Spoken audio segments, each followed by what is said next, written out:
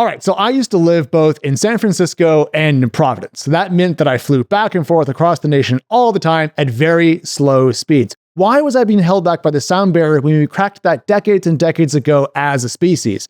But happily, there is one company working very hard over a long time horizon to build the future of supersonic transport here in the United States so that finally we can go back to moving a little bit quicker around our planet. I've been tracking Boom Supersonic for an incredibly long time. I'm a fan of the company because I want to get myself around the world faster. So please join me in welcoming to the program, founder and CEO, Blake Scholl. Blake, thanks for coming on, man.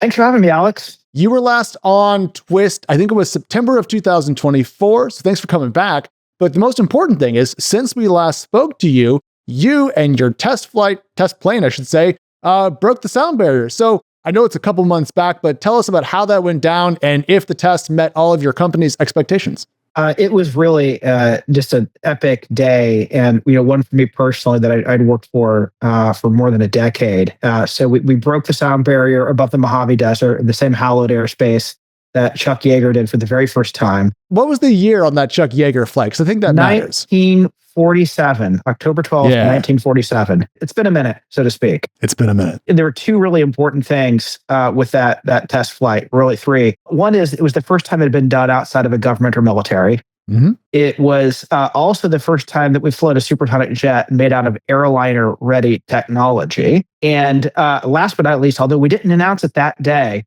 we also cracked sonic boom. Yes. We're going to talk about that in just a minute, but tell me about the airline-ready technology and what that means and why it matters. So I think a lot of folks listening to this, startup fans, but a little bit less into the weeds of the aerospace industry.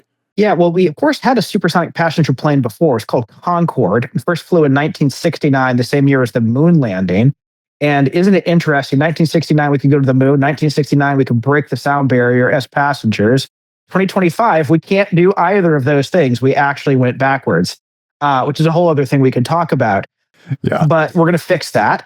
And today, half a century after Concorde, we don't just have the technology for passengers to fly supersonic. We have the technology for them to do it in a way that's going to be far more economical, which was the big problem at Concorde. It was a $20,000 ticket for a seat you might think came out of the back of a Southwest jet.